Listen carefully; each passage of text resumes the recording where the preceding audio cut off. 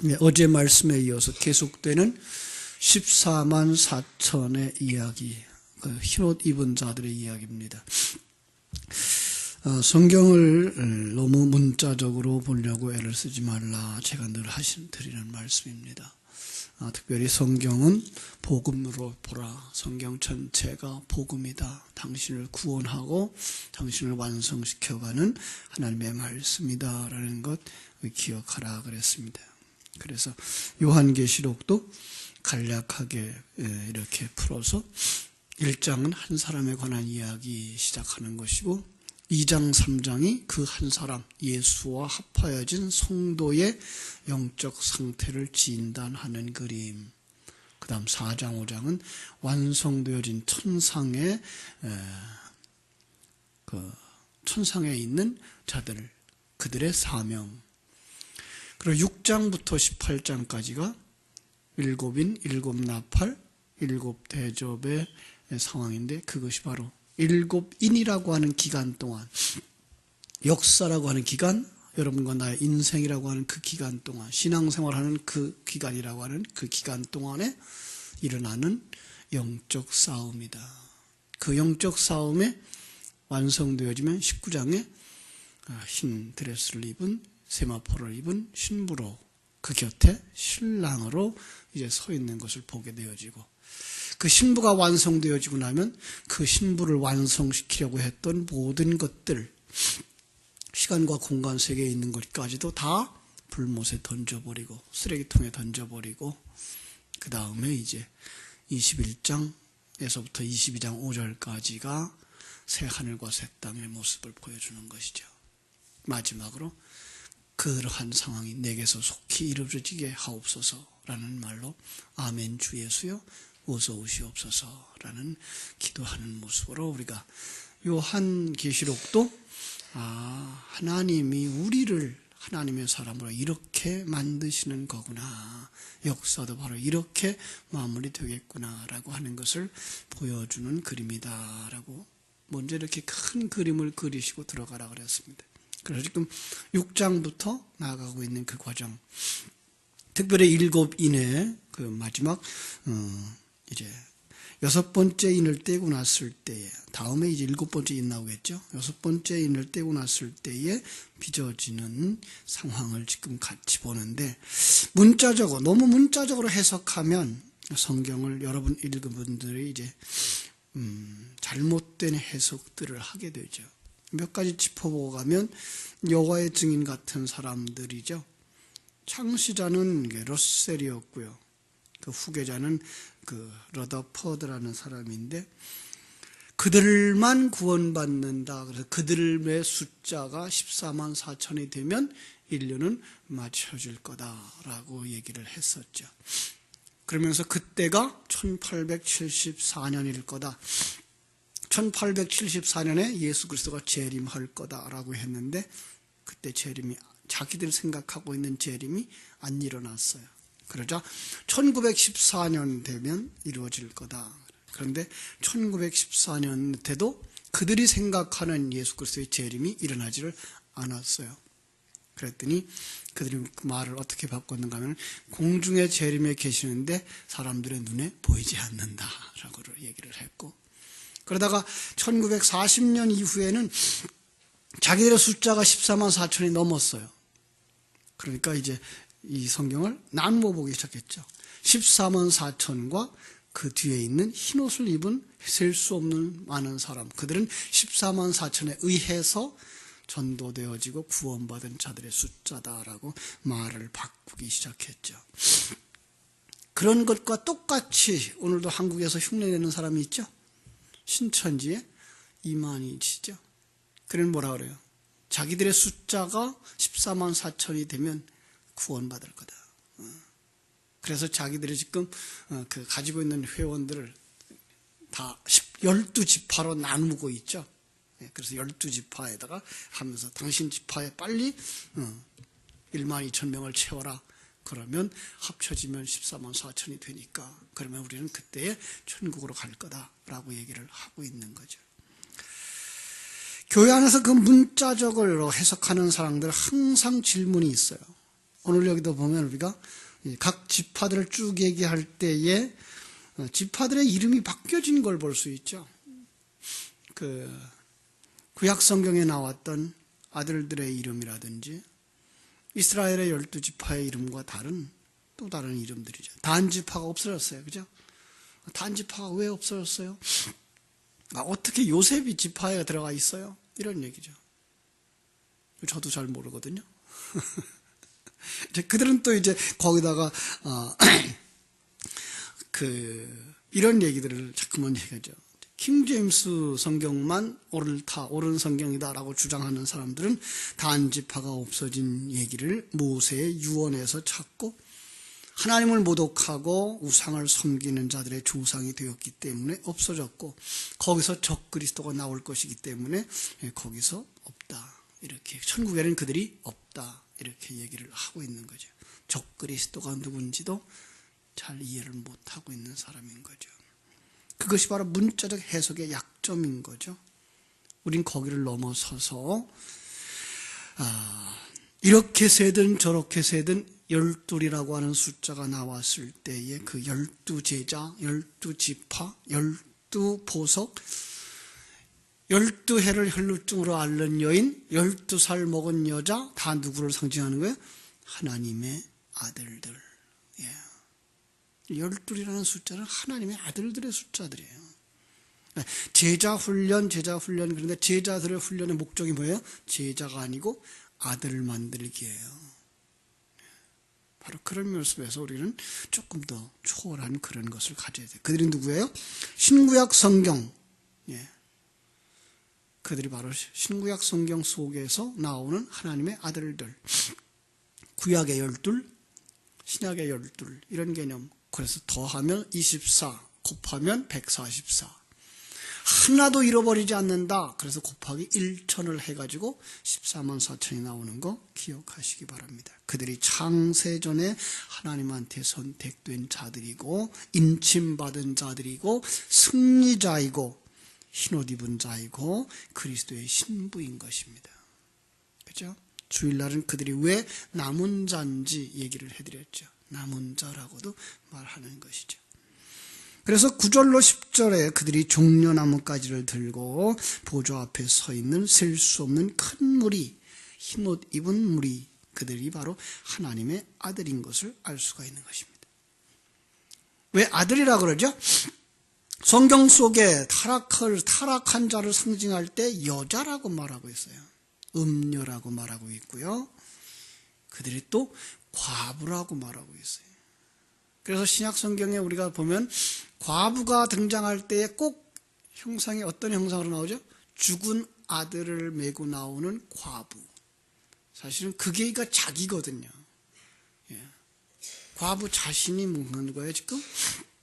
자기가 남편을 잃어먹은 자고 자기가 아들인데 불구하고 생명이 없는 자고. 그래서 거기에 예수 그리스도의 손이 닿으면, 그죠? 예수 그리스도의 손이 닿으면 그 아들이 살아나는 거예요. 결국은 여인이 아기를 임신하고 있다가 여자가 죽어지고 아들이 태어나는 그런 그림인 거죠. 혈루증으로 여인도 마찬가지죠. 12년을 혈루증으로 앓던 여인, 그 부정한 자죠. 생명을 가지지 못한 자예요. 생명을 지키지 못한 자예요. 피를 흘리니까 그 생명을 지키지 못한 자예요. 그가 누구예요? 12살 먹은 야이로의 딸인 거죠. 왜 12살이죠? 그도 역시 혼기가 되면 12살이에요. 그들의 혼기가. 그래서 그가 지금 그 신랑을 맞이해야 되는데 뭐 하고 있는 거예요? 죽은 여자인 거예요. 그가 바로 예수 그리스도를 만나서 살아나는 그런 그림을 그려주고 있는 거죠. 자, 그런데 그게 바로 여자인데 그가 하나님의 생명을 가지면 뭐 한다? 아들이 되어지는 거예요. 바로 우리의 모습인 거죠. 그래서 성경 속에서는 피 흘리는 자를 부정한 자라 이렇게 얘기해서 여자를 부정한 자라고 정리를 했던 거죠. 그걸 문자적으로 해석하니까 우리 선배들 다 여자들은 강단에도 올라오지 못하게 했죠. 심지어 강단 청소까지도 못하게 했어요. 아니죠. 그렇게 참 그것 때문에 어떤 면에서 우리 장로교회 특별히 합동 측 많은 사람 잃어버렸어요. 여자 지도자들 다 잊어버렸어요. 좋은 인물들 다 잊어버렸어요. 교회 안에 여자 목사도 안 세우고 여자 장로도 안 세우고, 참 안타까운 거죠. 이거는 뭐예요? 문자적으로 해석한 그 결과예요. 그런데 그들이 뭐가 돼요? 씨를 받으면 그가 아들이 되어지는 거예요. 그래서 그걸 예수 그리스도 안에서 거듭난 자라고 말하는 것. 그리고 아들이라고 말하다가 하늘나라에 대한 이야기를 하면서 하늘나라 것을 받는 것 이야기할 때는 뭐라 그래요? 그걸 장자라 그래요. 그래서 히브리서 12장입니까? 13장에 보면 12장 13절에 보면 장자들의 모임, 장자들의 총회라고 교회를 이야기하는 거죠. 그들은 천국을 다 기업으로 받을 자들 이렇게 말하기 때문에 그래요. 그죠? 그들이 어디서부터 오죠? 오늘 본문의 말씀에 보니까 그들이 9절 이일 후에 내가 보니 각 나라와 족속과 백성과 방언에서 아무도 쓸 수 없는 큰 무리가 나와 흰옷을 입고 손에 종려가지를 들고 보좌 앞에 어린 양 앞에 서서 각 나라 족속 백성 방언 무슨 뜻이죠? 5장 9절에서 보셨죠? 인종과 언어와 집단적인 것이 아닌 전 역사, 전 인류 속에서 차별이 없이 나오는 자들. 그걸 갖다가 나 각 나라와 족속과 백성과 방언에서라는 말을 쓰고 있는 거예요. 그러니까 온 인류 역사 속에 국경의 한계가 없고 피부의 색깔의 한계가 없고 언어의 한계가 없이 하나님의 택함 받은 자들이 다 나오는데 이 이야기인 거예요. 그들이 흰옷을 입었어요. 뭐가 생각나야 되죠? 흰옷. 바로 의의 세마포, 신부의 드레스, 그죠? 예수 그리스도의 의. 가까운 곳에서 보면 3장 8절에서 우리가 볼 수 있죠. 3장 8절에서 예수님은 라오디게아 교회를 진단하면서 내가 너를 권하노니 내게서 불로 연단한 금을 사서 부여하게 하고 흰옷을 사서 입어 벌거벗은 수치를 보지 않게 하라. 그죠? 바로 그거죠. 그들은 금을 사서 부여하게 하고 의의 옷을 사서 입어서 벌거벗은 수치를 가리운 자들인 거예요. 어떻게 산다? 그건 자기들이 세상 것을 팔아서 살 수 있다 그랬어요. 세상 것을 판다는 말은 뭐예요? 세상 것들의 소유주가 하나님 것, 나는 청지인 것을 아는 자들. 그들은 세상 것을 판자고 그것을 아는 자들이 이미 그리스도의 의를 산 자들, 천국을 산 자들과 같은 의미다라는 것 기억하시기 바랍니다. 수치를 가릴 수 있는 그것을 창세기 3장에서는 가죽 옷이라 그랬고 셈과 야벳이 아버지의 수치를 가려주는 옷이고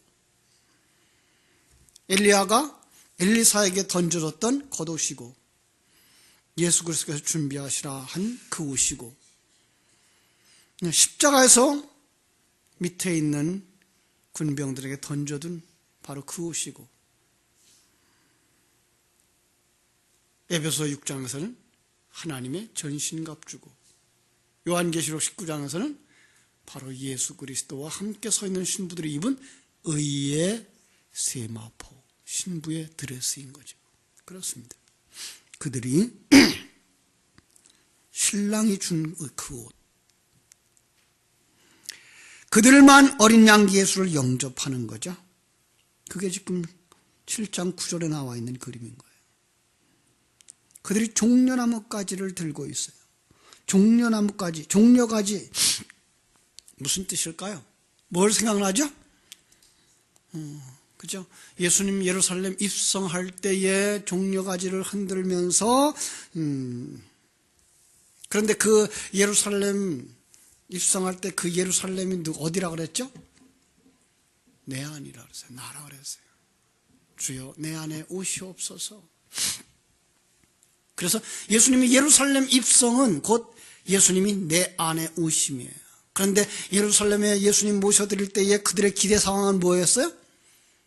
오셔서 이 땅에서 우리도 좀 멋있게 살 수 있도록 해주세요.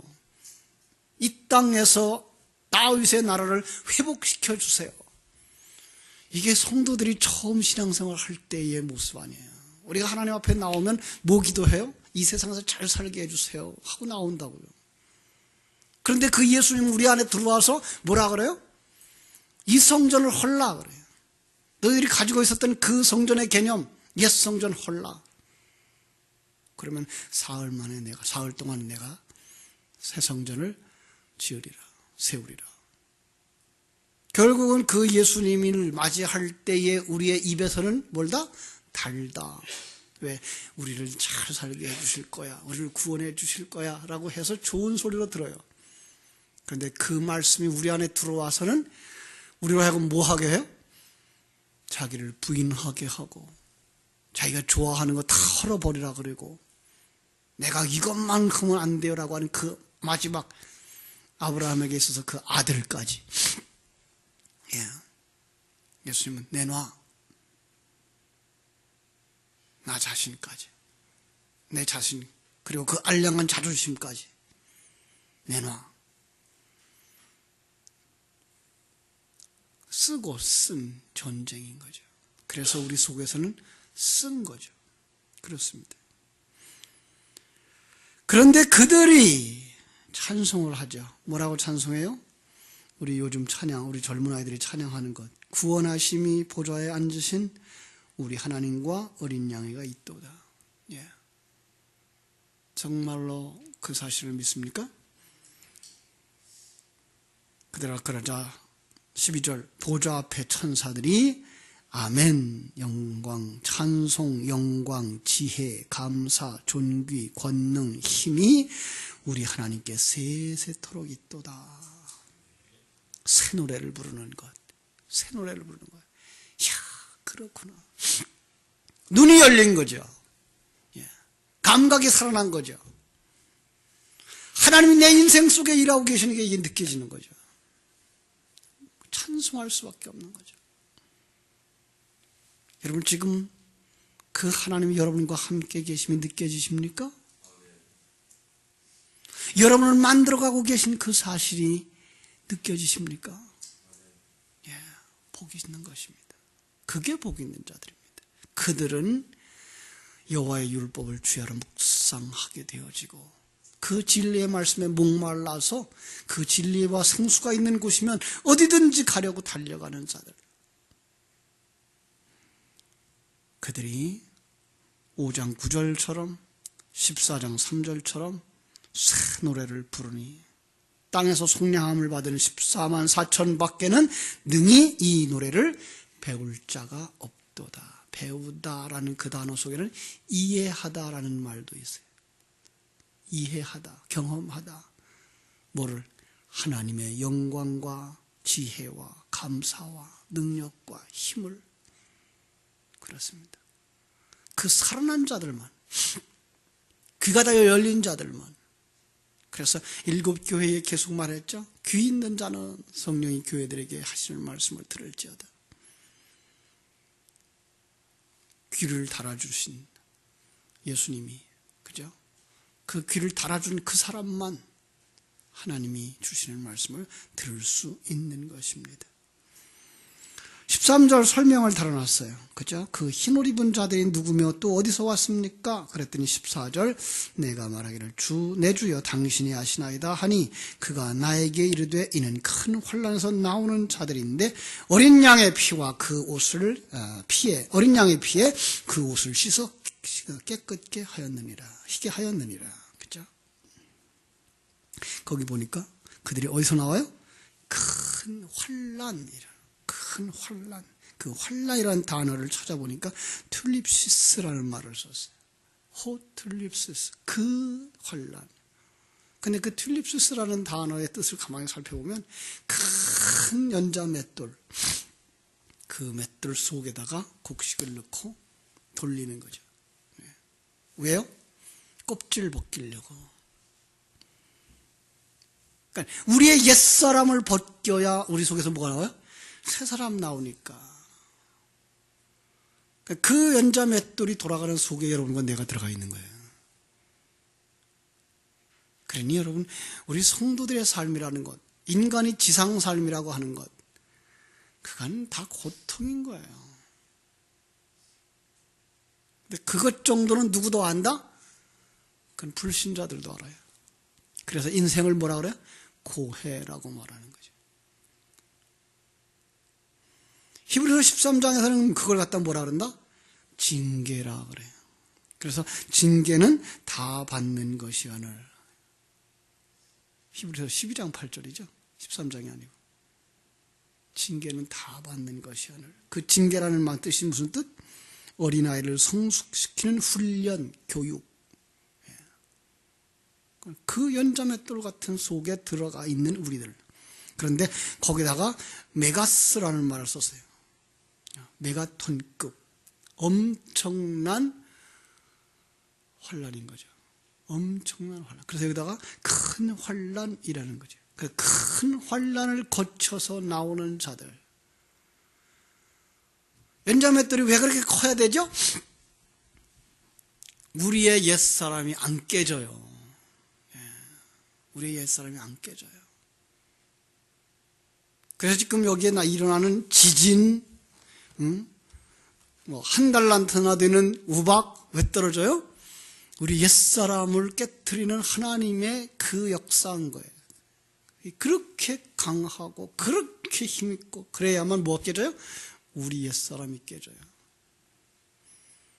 우리 옛사람이 깨질 때 그 속에서만 이제 새 사람이 나오는 그런 그림인 거죠. 그렇죠? 그 환난과 고통, 징계를 그걸 시편 23편은 뭐라고 했죠? 사망의 음침한 골짜기. 그걸 지날지라도 우리가 해를 두려워하지 않는 것은 이런 말을 했죠. 거기서 이제 나오는 자들 어떤 사람들이에요? 거기서 나오면 내가 죽어서 나와야 돼요. 자기가 부인되어진 삶. 예. 내가 했어요. 내가 안 해도 되겠네요가 없어지는 거예요. 하나님이 내 안에서 하자 그러면 이해하고 하는 것이고, 하나님이 하지 말자 그러면 안 하는 것이고, 예. 진리가 내 안에서 충만되어져. 그게 이제 주일 오후에 늘 요즘 공부하는 내용이잖아요. 진리로 하여금 일하게 하라.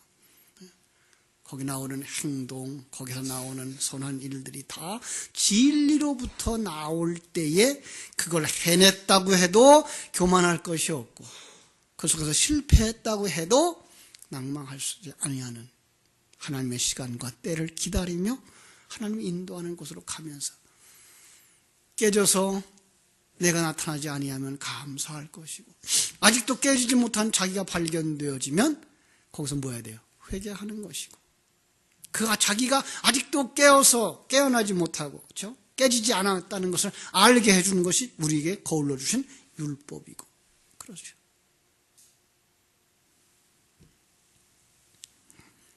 거기서 나오는 자들, 그들이 그리스도의 의를 옷 입은 자들, 어린 양의 피에 그 옷을 씻어 희게 한 자들, 이렇게 표현되어져 있는 거죠. 그죠? 생각해 보세요. 문자대로 해석할까요? 어린 양의 피로 씻었으면 그 옷이 뭐가 됐을까요? 빨개졌죠. 어떻게 하얘져요? 문자적일 수 없는 거죠. 거기서 나오는 자들, 투명한 유리그릇 되는 거죠. 내가 있으나 내가 없어요. 내 안에 누구만 있어요? 진리만 있어요. 예수 그리스도만 있어요. 그분들이 내 인생을 인도해 가는 것이 보여지고, 그분이 내 삶 속에서 일하시는 것이 보여지는 거예요. 그러니까 이런 실패도 넘어짐도 성공도 기쁨도 슬픔도 모두 다 나를 만드시는 하나님의 도구, 나를 만드시는 하나님의 상황인 것을 아는 자. 거기가 궁궐이든지 초가집이든지 집이든지 그 어디서도 하늘나라를 누리며 새 노래를 부를 수 있는 자들인 거죠. 그렇습니다. 그들은 예수 그리스도의 피, 어린 양의 피, 뭐라 그랬죠? 어린 양 예수 그리스도 안에서 나온 것, 이렇게 뭐라 그랬죠? 예수 안에서 나온 것, 뭐예요? 그리스도, 그 진리, 그 진리로 뭐예요? 씻어 깨끗게 했어요. 그래서 뭐가 바뀌었어요? 주권이 바뀌었어요. 가치관이 바뀌었어요. 인생관이 바뀌었어요. 이게 새로운 사람인 거예요. 이게 새로운 사람인 거예요. 이제는 그들은 하나님 앞에서 순종하는 자, 그리스도의 의를 옷 입은 자, 그 또 다른 관점에서 이제 설명을 하는 것이 15절이에요. 그러므로 그들이 하나님의 보좌 앞에 있고 또 그의 성전에서 밤낮 하나님을 섬김에 보좌에 앉으신 이가 그들을 위해 장막을 치시리니. 자, 잘 보세요. 그들이 하나님의 보좌 앞에 있어요. 하나님의 보좌? 여러분, 하나님의 보좌 보일까요? 안 보일까요? 안 보여요. 그럼 보좌란 뜻이 뭐예요? 그것은 주권을 의미하는 것이고 권위를 의미하는 것이고 능력을 의미하는 것이고 하나님 앞에요. 이건 하나님 앞에서 사는 거예요. 그가 하나님이 어떻게 크고 어떤 분이신지를 아는 그 앞에서 하나님의 계획을 알고 하나님의 섭리를 알고 하나님의 경륜을 아는 그 자로서의 삶을 사는 자, 그가 하나님의 보좌 앞에 있는 자들이에요. 또 그의 성전에서 밤낮 하나님을 섬김에, 자, 이게 누구의 성전일까요? 그의 성전, 하나님의 성전. 예, 그거 틀리지 않아요. 또 하나, 예, 그 사람의 성전이에요. 다 맞아요. 내 안의 성전은 누구의 성전이에요? 하나님의 성전이에요. 예. 거기서 뭘 해요? 하나님을 섬겨요. 여러분 안에 하나님이 계십니까? 어떤 모습으로 계시죠? 이것도 진리의 모습으로 계셔요. 그런데 그 진리는 머리에 남아있는 지식으로가 아니라 여러분의 삶을 움직이는 여러분 전인적인 그런 진리로 들어와 있는 거예요. 그래서 그 진리에 의해서 인도함을 받고 그 진리에 의해서 만들어져 가는 것이죠. 그런데 그걸 또 다른 그림으로 뭐라 그래요? 그들 위에 장막을 쳤다, 이렇게 말하고 있는 거예요. 그들 위에 장막을 쳤다. 이 장막을 쳤다고 하는 말도 또 우리는 여러 곳에서 우리가 볼 수가 있습니다. 그 단어를 우리가 요한복음 1장 14절에서 썼어요. 장막을 친다라는 걸 스케노라는 말을 썼는데, 그걸 갖다가 요한복음 1장 14절에서 우리 가운데 거하심에라는 그 거하심에가 바로 이 스케노라는 단어예요. 장막을 치다라는 단어예요. 요한복음 1장 14절 기억하십니까? 말씀이 육신이 되어 우리 가운데 거하심에라는 거죠. 말씀 육신이신 그분이 우리 가운데 거하심에, 그건 뭐다? 우리 가운데 장막을 치신 것이다. 어디서 봤죠? 장막 친 것? 광야에서 봤죠. 성막이죠. 그것은 또 다른 말로 말하면 그 회중 가운데 하나님의 임재하심으로 오신 것, 이것이 바로 장막을 침해예요. 그게 하나님이 우리 가운데 거하신 것이고 그것이 바로 예수님을 영접한 것이고, 그렇죠? 하나님의 임재를 상징하는 것이고 그분이 주체가 되셔서 주관자가 되셔서 그들을 어떻게 해요? 그 장막 위에 구름이 떠오르면 그들은 보따리를 싸야 되죠. 그리고 구름이 인도하는 곳으로 그들은 갔죠. 바로 그들을 그렇게 이끌어 가신다는 거죠. 하나님이 그들을 인도하시는 거죠. 하나님이 우리의 인생을 인도해 주신 줄로 믿습니다.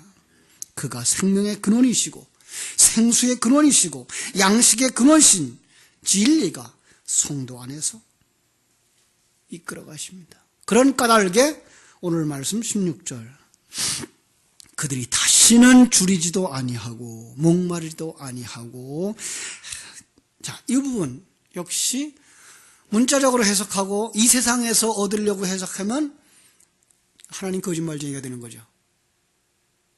예수 믿는데 여기 말씀처럼 말하면 줄이지도 안 하고 목마르지도 않아야 되는데 우리 이 세상 살 때 이거 배고프잖아요. 때로는 힘들잖아요. 그죠?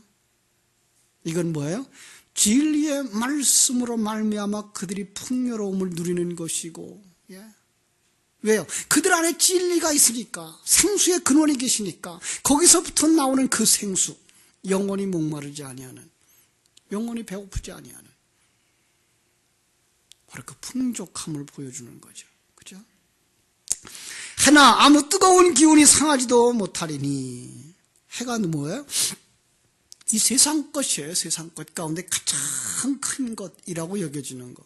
그들이 세상에서 의지하고 살아가려고 했던 그것. 뜨거운 기운 뭐예요? 뜨거운 기운. 바로 거기서 나오는 광야, 태양빛, 우상, 사단의 영향으로부터 해를 받지 않는다고요. 왜요? 시편 23편. 주께서 나와 함께 하심이라. 그죠? 주의 막대기와 지팡이가 나를 안위하시는 것입니다. 바로 그 사람들만 하나님을 뭐라고 부를 수 있어요? 여호와는 나의 목자시니 내가 부족함이 없으리이다.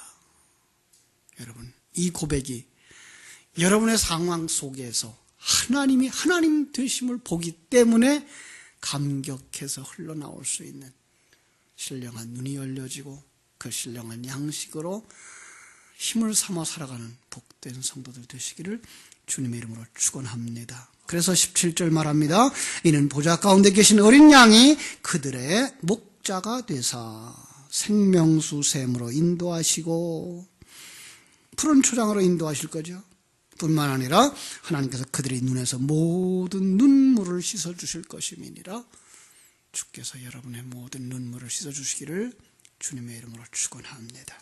기도하겠습니다. 하나님 우리 아버지, 은혜와 사랑을 감사합니다. 하나님의 택함을 받은 자들, 역사 속에서 나라의 경계가 없고 피부 색깔의 경계가 없고 언어에게 경계가 없는 모든 나라와 모든 속에서 불러주신 하나님의 백성들, 그들이 바로 흰옷을 입고 아멘 주 예수여 어서 오시옵소서라고 고백할 수 있는 구원의 주를 찾는 자들, 바로 우리들인 줄을 믿고 감사를 드립니다. 우리가 하나님이 내 안에 거하심에 대한, 그리고 하나님이 내 나를 이끌어가시고 계신 그 상황을, 그래서 사망의 음침한 골짜기, 연자맷돌 속의 곡식처럼 큰 환난, 징계 속에서 새 사람이 깨어나오는 놀라운 역사를 보게 하시고, 그러므로 말미암아 기뻐하며 찬송할 수 있는 정말로 하나님이 목자가 되신다는 사실에 확실히 믿기 때문에 그분의 인도하는 곳이면 어디든지 가고 그분의 말씀에 순종하는 삶을 살아 찬송하며 하나님 앞에 들어갈 수 있는 하나님의 자녀들이 다 되게 하여 주시옵소서. 그분이 목자 되신다는 고백을 할 수 있게 해주시고, 그 안에서 결코 부족함이 없음을 고백할 수 있게 해주시고, 정말로 우리 눈에서 눈물이 사라지게 하여 주시옵소서. 오늘 하루의 삶도 주님께 부탁드리며 거룩하신 예수님의 이름으로 기도하옵나이다. 아멘.